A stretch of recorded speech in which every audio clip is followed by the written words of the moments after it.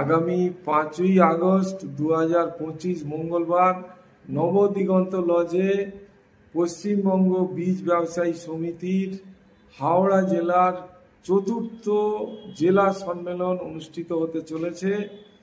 তো যারা আলু ব্যবসায়ী বীজের সাথে যুক্ত আছেন প্রত্যেকটা সদস্যকে বলি আপনারা ওই দিন ঠিক সকাল 10টার মধ্যে আমাদের নবদিগন্ত লজে উপস্থিত থাকবেন।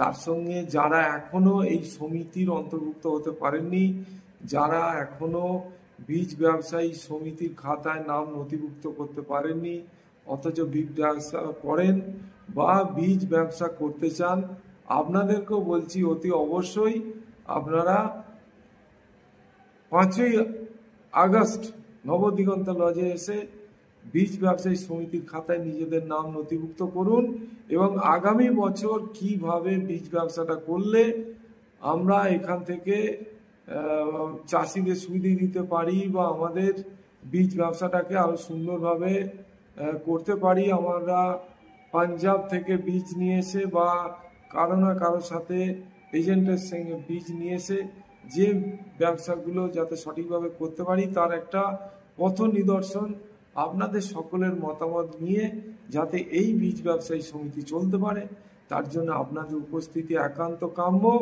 তার সঙ্গে আমাদের রামকমল চ্যাটার্জি তো আছেই, যে বারবার মানুষের মনের কথা, চাষিদের সুখ দুঃখের কথা, সাধারণ মানুষের সুখ দুঃখের কথা সোশ্যাল মিডিয়ায় তুলে ধরে।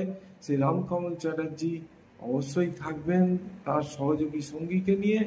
তাই আসুন, আর একেবারে মনকে চঞ্চল না করে যে বীজ ব্যবসায়ী সমিতির যে চতুর্থ রাজ্য সম্মেলন সেখানে আমাদের উপস্থিত হতে হবে এবং একসাথে জোটবদ্ধ হয়ে চলতে হবে।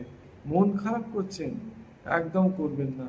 প্রত্যেকটা ব্যবসাতে উত্থান পতন থাকে, নদীর যেরকম জোয়ার ভাটা থাকে, এখন ভাটা চলছে, জোয়ার আসবেই। জোয়ার থাকলে ভাটা হবে, ভাটা থাকলে জোয়ার আসবে। এটাই হচ্ছে সংসারের নিয়ম, এটাই প্রকৃতির নিয়ম।